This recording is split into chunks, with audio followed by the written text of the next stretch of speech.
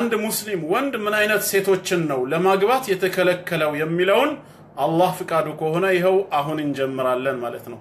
ተከታተሉ። እንግዲህ ከፈለጋችሁ ማስታወሻ ትይዛላችሁ፣ ካልሆነም አላህ ፍቃዱ ሆኖ ኋላ ላይ ይሄው ቪዲዮ ፖስት ሲደረግ ተመልሳችሁ ታዳምጣላችሁ ማለት ነው። ከሴቶች መካከል ሙሐረማት የተደረጉ ለጋብቻ እርም የተደረጉ ሲባል ለሁለት ነው የሚከፈለው፣ ለሁለት ይከፈላል። አንደኛው ተህሪምነቱ ክልክልነቱ ሙአበድ የሆነ ዘላለማዊ የሆነ ተብሎ ይጠራል። መቼም ይሁን መቼ በምንም አይነት ምክንያት ለጋብቻ የማይፈቀዱ የሆኑ ሴቶች አሉ ማለት ነው። ይህ አይነቱ ተህሪም ምን ይባላል? ሙአበድ ዘላለማዊ ነው። ሁለተኛው አይነት ክልክልነት ደግሞ ሙአቀት ይባላል።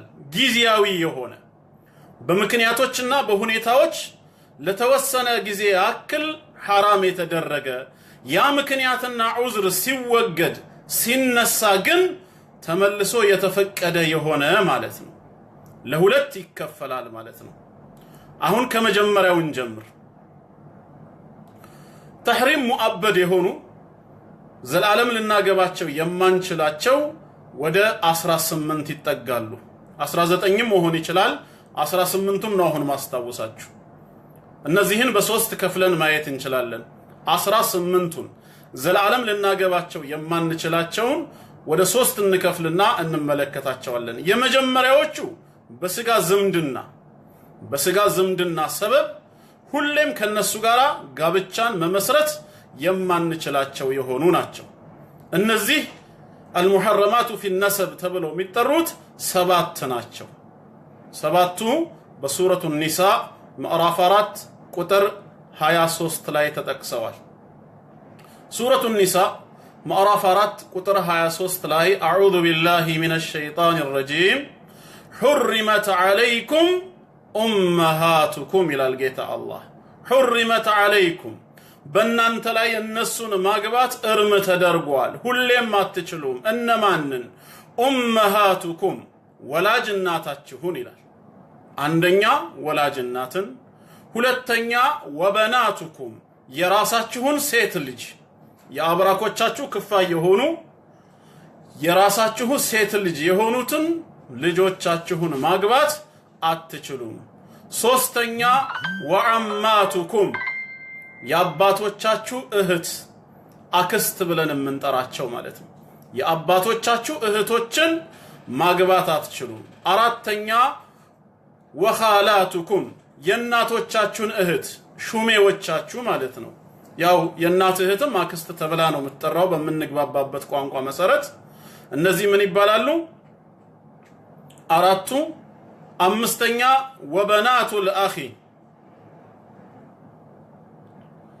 ወበናቱል አኺ የወንድም ሴት ልጆች እኛ አጎት የምንሆናቸው የወንድማችን ሴት ልጆች።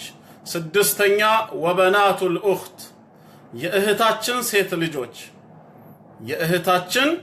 ሴት ልጆች አሁንም እኛ አጎት የምንሆናቸው ማለት ነው። 7 በመሃል የዘለልኩት ወበናቱኩም የራሳችሁ ሴት ልጆች።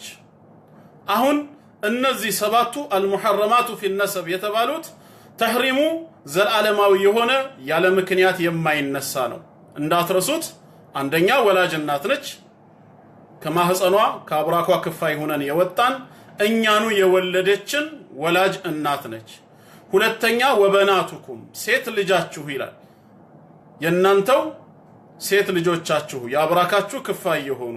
ሶስተኛ ወአኸዋቱኩም እህቶቻችሁ። ይሄን ነው መሰለኝ የረሳሁት ቅድም። እህቶቻችሁ እዚህ ጋር ትንሽ እንድትቆሙ የምፈልገው እህት ሲባል በአባት ወይንም በእናት ወይንም በሁለቱም የምትገናኟቸው ማለት ነው። በአባት አንድ የሆናችሁ በእናት ብትለያዩም እህትህ ነች። በእናት አንድ የሆናችሁ በአባት ብትለያዩም እህትህ ነች። ሸቂቅ የምንላት ደግሞ በሁለቱም በእናትም በአባትም የምንገናኛቸው አይቻልም። ነገር ግን የእህትን እህት ማግባት የሚቻልበት መንገድ አለ። የእህትህን እህት አንተ ልታገባት ትችላለህ። እንዴት? የእህቴ እህት የኔ እህት አይደለችም ወይ ካልክ ያንተ እህት መሆን የማትችል የእህትህ እህት አለች። ማነች እሷ ከተባለ ከእህትህ ጋራ በአንድ ጎን ብቻ የምትገናኝ እቺኛውም እህትህ ካንተ ጋራ በአንድ ጎን ብቻ የምትገናኝ ከሆነ የእህትህን እህት ማግባት ትችላለህ። ምሳሌ እኔ ከአባቴ ጋር ብቻ በአባት የምንገናኝ አንድ እህት አለች። በእናት አንገናኝም። ከአባቴ ጋር ግን ስለተገናኘን እሷ ምን የነች ለኔ እህቴ ትባላለች። እቺ እህቴ ደግሞ ከእናት ብቻ የምትገናኛት ሌላ እህት አለቻት። ልክ እንደኔ በአባት ያልሆነ ነገር ግን ከእናት ብቻ የምትገናኛት ሌላ እህት አለቻት። አሁን ያቺ ሌላ እህት ተብላ የምትጠራው ለሷ በእናት ብቻ ትገናኛታለች። ለኔ ግን በምንም አንገናኝም። በአባት አንገናኝ፣ በእህት አንገናኝ። ስለዚህ ምን ማድረግ እችላለሁ? በአባት በኩል ብቻ የምገናኛት እህቴን የሷን እህት በእናት በኩል ብቻ የምትገናኛትን ማግባት እችላለሁ ማለት ነው። ሐሳቡ ገብቷችኋል? ግን ግልጽ ሆነላችኋል? መርሐባ።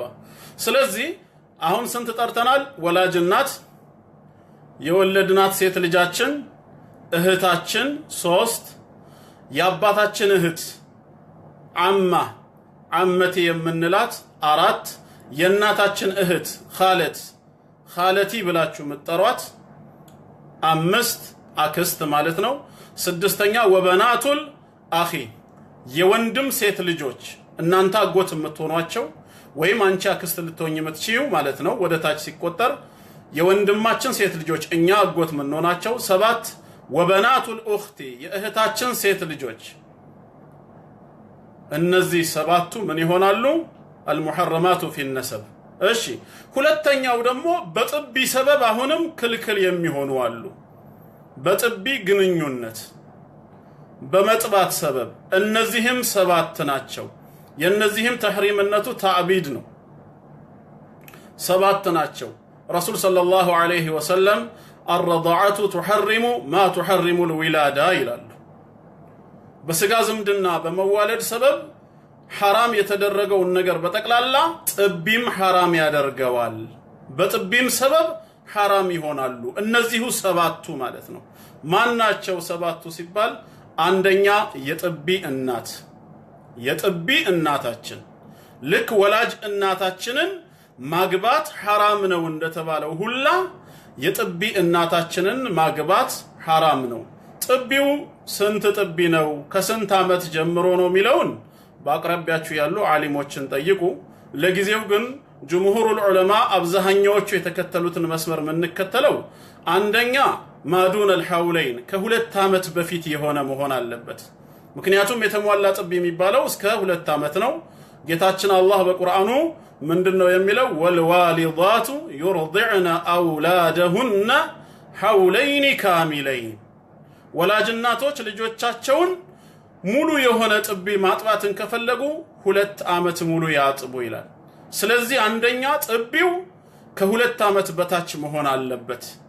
ሁለተኛ 5 ጥቢ መድረስ አለበት። 5 ጥቢ ይሄንን ራእይን የተከተልነው 5 ጥቢ እያቋረጠ 1 2 3 እያለ 5 ከደረሰ ስለዚህ በዚህ አይነት መልክ ከሆነ የጥቢ እናታችን ወይም እኛን ያጠባችንን ማለት ነው እንደ እናት ስለምትታይ እሷን ማግባት አይቻልም። ለምንድነው ማታገባት? አጥብታኛለች፣ የጥቢ እናቴ ነች። ልክ የስጋ እናትህ አንተን እንደወለደችህ የጥቢ እናትህንም እናትህ ትባላለች፣ አታገባትም።